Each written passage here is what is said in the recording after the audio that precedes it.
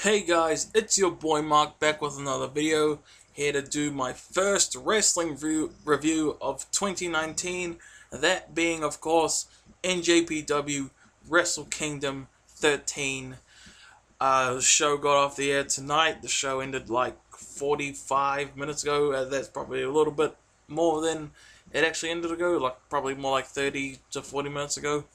I was just gathering up my thoughts and waiting for reviews to pop up so I could do mine, make sure I don't get, and I quote, the wrong ratings.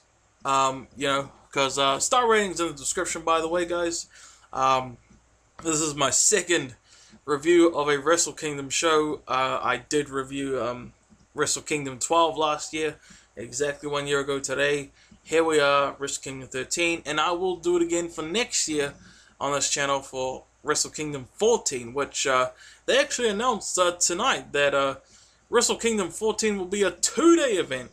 Wrestle Kingdom 14 will be on both January 4th and January 5th next year. So it's a 2-day or 2-night thing, and that's pretty incredible. Don't you think? Like, holy crap, like, that's an amazing surprise, and what a way to kick off the next decade, am I right? But we're not quite there yet. We're still here tonight reviewing Wrestle Kingdom 13 for 2019. Show got off the air. It was a great show in my opinion, guys. But I will be completely honest with you. I thought that it was really like the last 3 matches that made this show to me. Cause let's be real, a lot of these matches tonight weren't that long really. Like a lot of them were under 13. A lot of these matches weren't even 14 minutes. And that was a bit frustrating, Like, aside from the brilliant opener, which I'll get on to very soon, of course, like, everything up to maybe Jay White versus Okada wasn't even, like, 12 minutes. Yeah, I'm saying 12 this time. They were really short matches, They were still good, I still liked them, but the fact that they were so short, you look in the description for my ratings, for my star ratings, you'll see, I'm sure, knowing that, you'd understand why I don't give a lot of these matches, like, that high of a rating, It's because, well, they were short. I still enjoyed them, for the most part, but they were still short, You know what I'm saying? So, yeah. But regardless, great show, especially the last 3 matches. The last 3 matches, for me, personally, absolutely made the show. I didn't think it was anywhere close to being as good as Wrestle Kingdom 12, honestly. But honestly, this show I enjoyed a lot more than I expected still, honestly. I'll be completely honest, because I'll be honest, I wasn't like 100% like excited for this show going in like a lot of people were. I mean, I figured like it would be a good show. I mean, it's Wrestle Kingdom and it's New Japan. New Japan I haven't done reviews for since the G1 final. And I was a bit rusty going back in. Like, I hadn't kept up with all the champions and stuff since then. And that was like 5-6 months ago. But, like, a lot of these matches I knew had happened before. Like, Jay White, Okada, Chris Jericho, and Naito, which happened tonight, already happened at Dominion last year. And Omega Tanahashi already happened. And that was the main event. So, for the reasons, like, that's why I wasn't, like, that excited going in. Because the matches already happened before, I feel like it was lacking that certain oomph of a bit of mystery, if you know what I'm saying, because we know what it looks like when certain wrestlers on tonight's show, what it looks like when they wrestle, you know what I mean, but if it's like 2 wrestlers they never fought before, then we have no idea, Look at Okada Omega 1 back 2 years ago to this date. I mean, that match was like, that was a first time ever match, and that was the main event. You know what I mean? I hope you know what I mean. But, not even close to being as good as last year's, but I still enjoyed myself. Actually, a little bit more than I liked. The last 3 matches, man, just made the show, to me, like, so much. I absolutely loved it. So, yeah, I absolutely loved the last 3 matches, I mean. So, without further ado, let's get on with it. I will say, maybe it was a bit more overall satisfying, you know, when you watch a show in one night than it was for last year, because this was actually like 1 or 2 hours shorter than last year's Wrestle Kingdom. So having it end earlier was very relieving to me, actually. So I was like, oh man, this is gonna be 5 hours. I mean, not that it's not gonna be a great show. I mean, but you know what I mean. But so yeah, maybe it's, for lack of a better word, the satisfying thingamajig I'm talking about. But yeah, and we were 5 minutes in, and I haven't even talked about one match. So let's get into it, shall we? Pre-show. Yes, I do watch and review pre-show matches, ladies and gentlemen. We have the Gauntlet match to determine the #1 contenders to the Never Openweight 6-man Tag Team Championship. We have Most Violent Players, consisting of Togi Makabe and Toru Yano, and Ryusuke Taguchi versus Yuji Nagata, Jeff Cobb and David Finlay versus Chaos, consisting of Hirooki Goto, Beretta and Chuckie T, versus Suzuki-gun, consisting of Minoru Suzuki on the pre-show. That's crazy. Lance Archer and Davey Boy Smith Jr. versus the Elite, consisting of Hangman Page, Yujiro, Takahashi, and Marty Scurll. This match was alright. I'll be completely real with you guys. I was actually a little bit busy, like, around the time the pre-show started, so I missed a good chunk of this match. When I got in, what were their names? I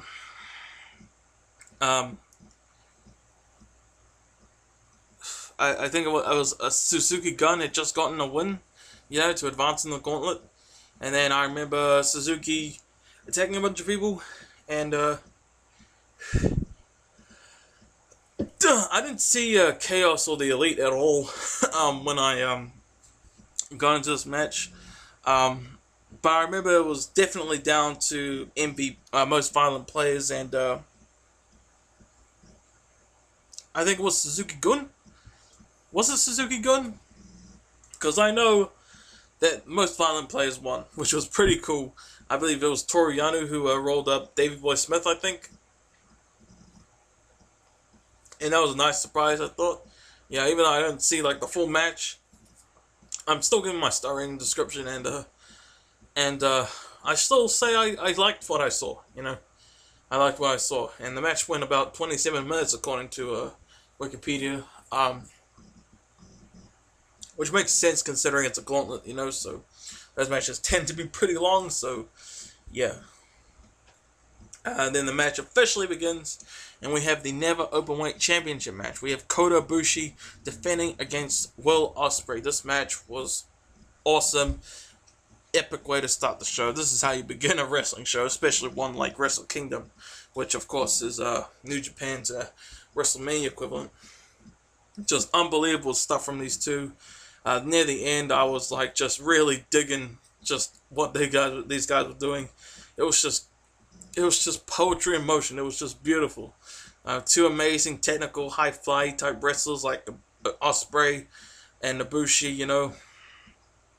I got a little bit worried at the end though. I'm a little bit worried for Kota Ibushi, honestly. I mean, at the end, Will Ospreay did like a really hard elbow to the back of Kota Ibushi's head and neck. Then he did the Stormbreaker for the 1, 2, 3. Defeats Kota Ibushi, wins the Never Openweight Championship, which I'm absolutely happy about because you guys know I'm a huge Will Ospreay fan, man. But at the same time, I was really rooting for Kota Ibushi because after that elbow, he didn't seem to move at all, you know, and like he looked like he was legitimately like out of it, man. Then Will Ospreay did the Stormbreaker, 1, 2, 3, you know. I was kind of paying close attention in this moment to see if Ibushi, if Ospreay was just holding dead weight. You can't really tell though, can you? You know, Ospreay won, and I hope Kota Ibushi's okay. I really do. I'm happy Ospreay won and is the new champion, but I'm a bit worried for Ibushi, you know. But yeah. So yeah, but that was a fantastic opener. And next up, we have the IWGP Junior Heavyweight Tag Team Championship match. Suzuki-gun, consisting of Yoshinobu, Kanemaru, and El Desperado, defending against Los Indomitables de Japón, consisting of Bushi and Shingo Takagi, versus Roppongi 3K, consisting of Sho and Yo. Really fun match here. What you'd expect. I love Roppongi 3K, honestly. Ever since I saw them like wrestle for the first time, not in person, obviously. When I watched Wrestle Kingdom 12 last year, I knew I liked them from that moment on, you know. And I was excited whenever I got to see them wrestle in a New Japan show, you know. I was cool seeing them again. Surprising ending. This was a pretty fun match, of course, especially with Roppongi 3K, especially for me. With Roppongi 3K, I should probably rephrase. Bushi and Shingo Takagi actually got the win. And are your new IWGP Junior Heavyweight Tag Team Champions. That was a bit of a mouthful, I know. But yeah, cool, good for them. Hope the reign goes well for them. And yeah, like I said, guys, remember, aside from watching the show, I haven't like caught up with what exactly was going on in New Japan. The last New Japan show I watched before this was the finals of the G1 28 Climax. But yeah, then we have the next match. We have the British Heavyweight Championship match. We have Tomohiro Ishii defending against Zack Sabre Jr. This match was beautiful, amazing technical wrestling. Only problem for that for me was it was way too short. Like I said before, a lot of these matches were way too short. But man, Zack Sabre Jr. actually got the win. I think he definitely won by submission, but it actually shocked me a little bit because Ishii's like known for being like such a tough guy, you know, and Zack Sabre Jr. actually made him submit, or maybe it was technical submission. I don't know. Either way, Zack Sabre Jr. won, and oh man, this match was really awesome for what it was. If it had like double the time it got, it could have been like 5 stars, honestly. But in the description, I did put 3 3/4 just because of, you know, the time it got and stuff. But for what it was, I absolutely enjoyed it. Next, we have the 3-way tag team match for the IWGP Tag Team Championship. We have Guerrillas of Destiny, consisting of Tama Tonga and Tangaloa, defending against Los Ingobernables de Japón, consisting of Sonata and Evil, versus the Young Bucks, consisting of Matt and Nick Jackson, of course. I'll be honest, I don't really remember much of what happened in this match. I remember Tama Tonga tried to handshake with I think it was Evil, and Evil grabbed his hand and made it look like he was doing a handshake, but he was actually grabbing Tama Tonga and throwing him out. That was cool. Sonata and Evil actually won. They became the new IWGP Tag Team Champions. Awesome! Like, I mean, they were. Oh wait, besides the Young Bucks, actually maybe I like them. Okay. Besides the Young Bucks, they're definitely my favorite team out of these 3 guys. I'm a fan of all 3 of them, by the way. But, you know, I'm a big fan of Sonata himself, really, so, you know, for him to be a champion right now was awesome for me. Yeah. So, yeah. Then we have the next match, IWGP United States Championship match. We have Cody defending against Juice Robinson. To me, this was the worst match of the night, or weakest, whatever, weakest, worst, whatever. I don't know, the crowd didn't seem to really care that much. I didn't really care that much.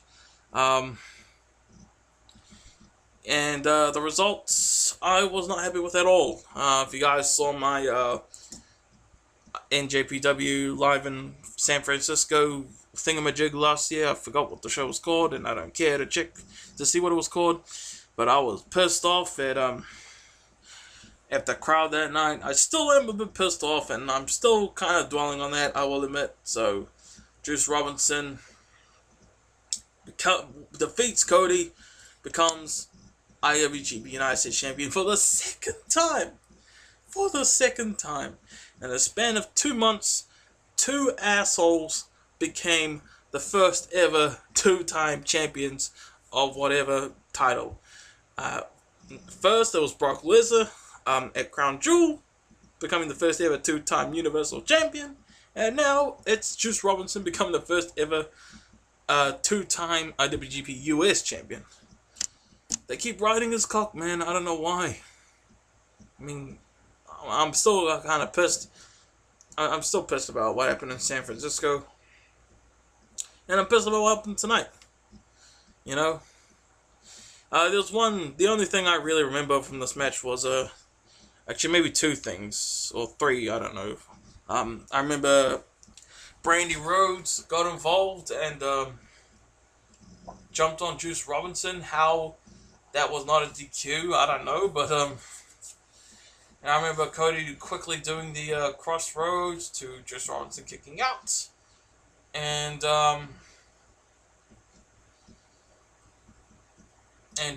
Cody did the unprettier to Juice kicking out again. Then Juice himself did the unprettier, and that was what won him for the second time, and undeservingly, the IWGP US title. Alright, I'm not as pissed. I kind of expected it, so I'm not anywhere near as pissed as I was with San Francisco last year.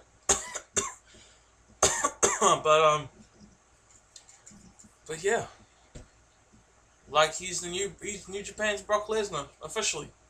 To me, he is. F-U-C-K Juice Robinson. Seriously.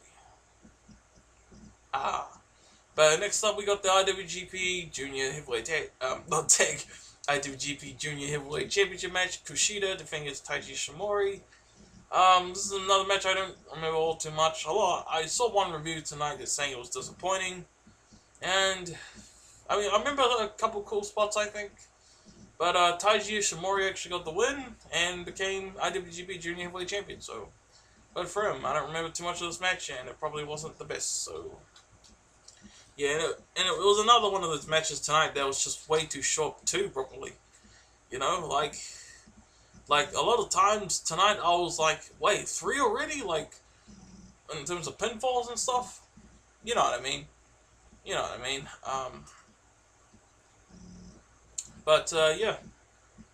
Oh, but now we go on to the final 3 matches of tonight, ladies and gentlemen. And these final 3 matches were what made the show for me, honestly. Like, the final 3 matches really made the show for me. Jay White versus Kazuchika Okada. Oh my science. I was kind of excited for this match going in, but like I said, you know, it was a match that happened before, and you know, but this match, Kazuchika Okada apparently came back with the Rainmaker look / gimmick. I thought the post losing the IWGP title Psycho character is gone now. I believe he just gone tonight, because like I said, I didn't keep up with like New Japan, so he must have like kept that gimmick the whole time. But obviously he dropped it tonight, and came back as the Rainmaker we all know and love. I'm a big fan of Okada, you guys know, but I wasn't rooting for him tonight. I mean, I'm like being a big fan of both Jay White and Kazuchika Okada. I was ultimately okay with either of them winning this match. Okay, I was ultimately okay with either man winning, and I was like, okay, I was a bit like, oh crap, what if Jay White doesn't win tonight?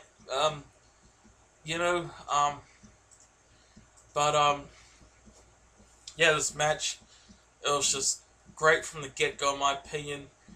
Especially near the end, it was just so many beautiful, incredible, edge-of-seat counters, man. Jay White countering the Rainmaker, Okada countering the Blade Runner. Just so much epicness. And the ending. The ending is what made me absolutely freaking... I went nuts for this ending. Even though I said that this show isn't as good as Wrestle Kingdom 12 last year, this ending was better than anything that happened at Wrestle Kingdom 12 last year. Like, this ending, the ending of this match alone, for me, alright? Being a New Zealander, being a big Jay White fan, mostly because he's from New Zealand. Jay White was in my movie, by the way, On the Road Christmas 2K16, so I'm very proud of that. And for him to win right after that movie came out on Christmas Day last year, that's just... Yes, Jay White defeated Kazuchika Okada! Jay White defeated Kazuchika Okada! I freaking went freaking nuts when that happened, man. He just, out of nowhere, he hit the Blade Runner. Waiting for the pin, and I was like, holy crap, are you? And then when the ref got to 3, I was like, bro, holy crap, I freaking lost my shizneck, man. Like, alright, now I think I might know how people felt when AJ Styles defeated John Cena at SummerSlam 2016. I think I know how they felt now, because they were like, kind of like, they kind of already, with quotation marks, accepted that Cena was going to beat AJ Styles that night. By the way, if you guys don't know, for those who are like new to my channel on this video, I love John Cena so much. He is my favorite wrestler of all time. If you guys don't know, but now I think I know how they felt, because they kind of, like, in a way, I too kind of, with quotations, accepted that Kazuchika Okada was winning this match. But when Jay won, I freaking lost it, man. I freaking went nuts. Like, oh my science, I went freaking crazy.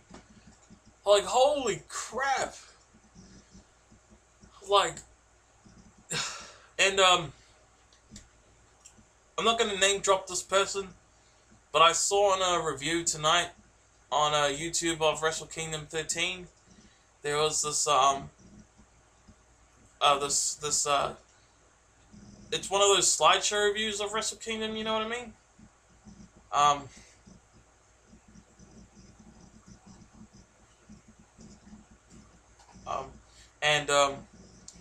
The guy put in his review that Okada defeated Jay White, and I commented, no, it was Jay White who defeated Okada, and he said, I know, but Okada should have won.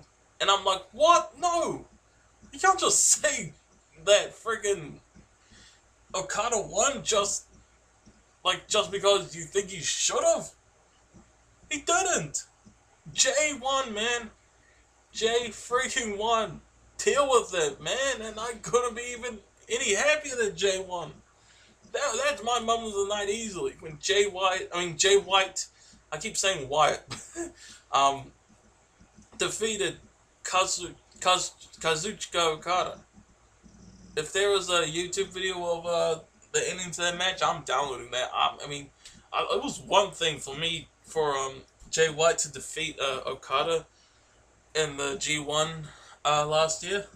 You knew how much I freaked out at that, but when he defeated him in freaking Wrestle Kingdom, I freaking, like, I think like I said before, I think I know how people felt now when AJ Styles defeated John Cena at SummerSlam 2016. Like, holy crap.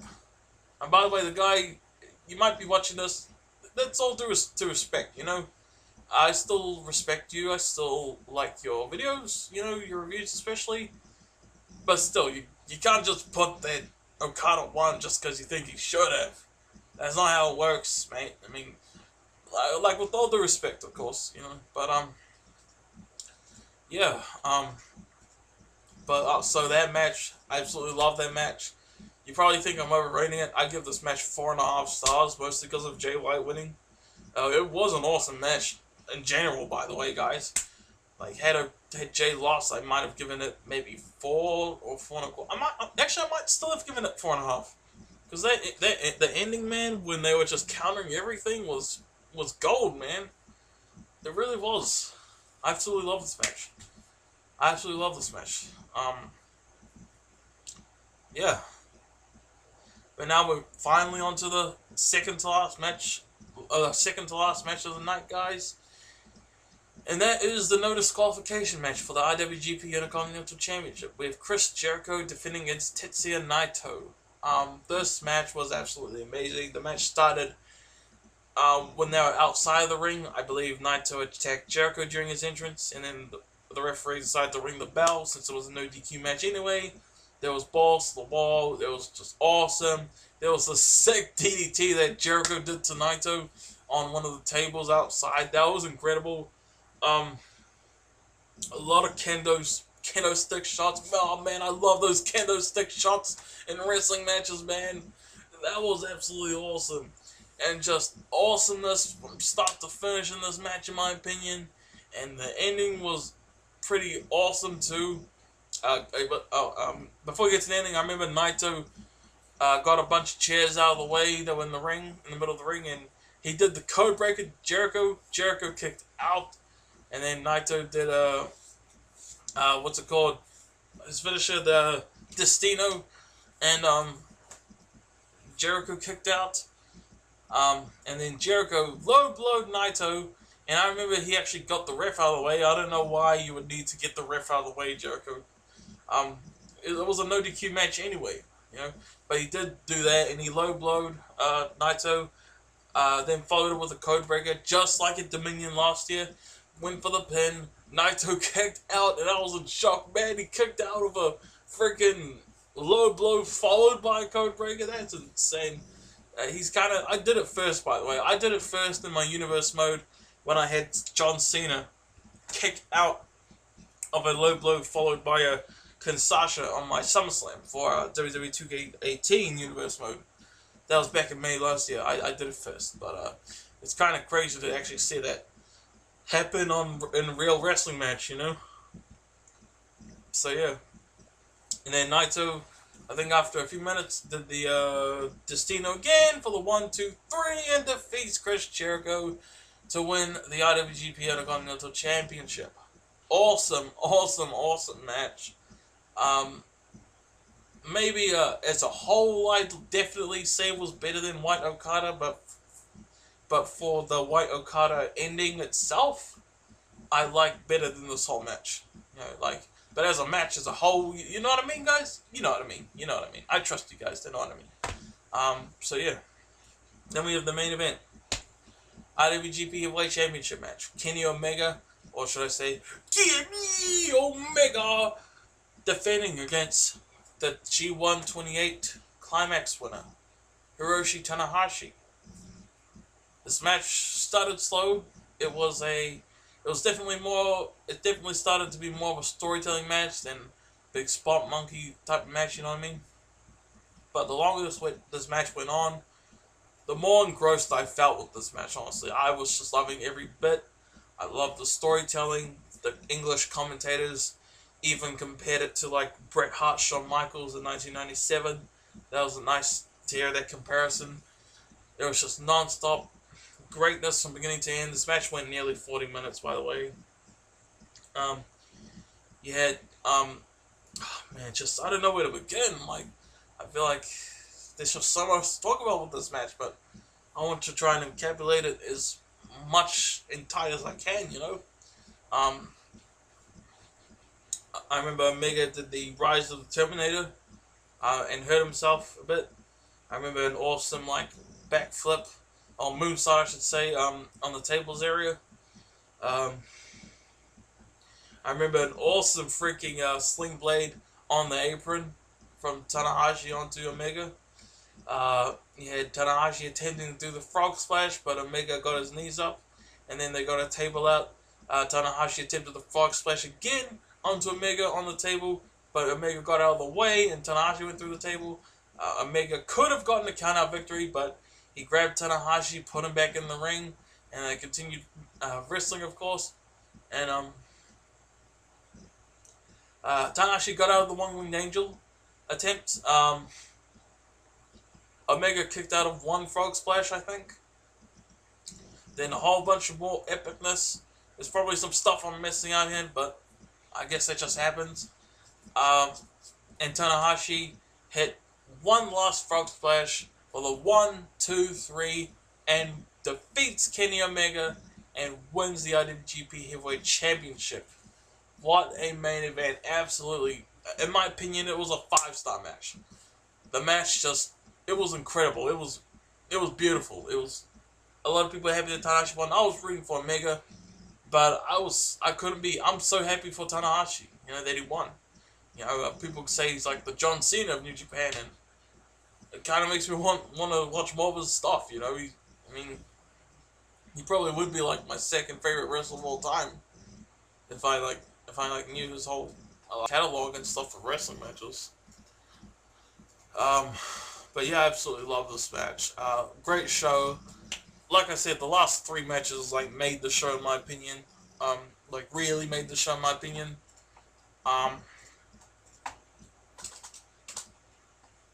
But it was absolutely great stuff, man. And Wrestle Kingdom 14 is gonna be 2 nights. 2 nights, man. 2 nights long, and that's amazing. That's amazing. So yeah.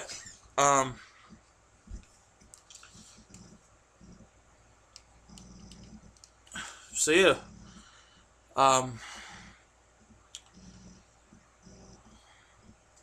So yep, that's my review of NJPW Wrestle Kingdom 13 2019, ladies and gentlemen. Hope you guys enjoyed my review.